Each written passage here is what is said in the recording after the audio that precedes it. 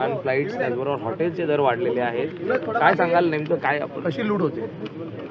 नागपूरमध्ये सगळे हॉटेलवाल्याने ते काटल बनवलेले आहेत. तिथे रूम 10,000मध्ये होता त्या सगळं रूम 25,000 30,000 50,000पर्यंत गेलेलं आहे. हे काटल तोडायला पाहिजे. काल मी असेंब्लीमध्ये हे मांडलो होतो. अध्यक्ष महोदयाने आश्वासन दिलेले आहेत की जे प्रशासन सेक्रेटरी आहे ते त्याच्यावर कारवाई करेल.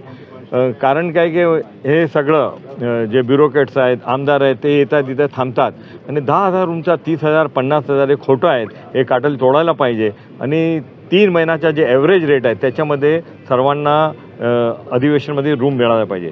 दुसरी गोष्ट आहे जे एअरलाईन्स आहे ते आपली फ्रिक्वेन्सी कमी केली आहे. फ्लाईट कमी केल्या आहेत आणि एक तिकीट सिंगल तिकीट मुंबई ते नागपूर नागपूर ते मुंबई सिंगल तिकीट 28,000 30,000 32,000 रुपये ते देत आहेत. ते सगळं सरकारच्या पैसे आहेत.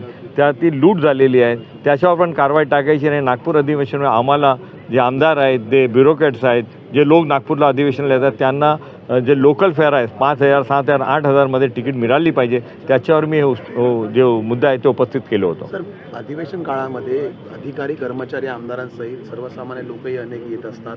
मात्र या ठिकाणी राहण्यासाठी किमान दर कुठेतरी निश्चित करण्याची वेळ आलेली आहे का? कारण हॉटेल्समध्ये अमाप लूट चालू आहे. नक्की ते दर एक त्याच्यावर मर्यादा लावली पाहिजे. आणि जे 3 महिन्याचा रेट आहेत नॉर्मली आम्ही नागपूरला येतो तो हॉटेलमध्ये 5,000 7,000 8,000मध्ये रूम मिळतात आणि अधिवेशनला 25,000 30,000 50,000 हे खोटं आहेत. त्याच्यावर कारवाई झाली पाहिजे आणि ते रेटावर निबंध लावले पाहिजे. थँक्यू.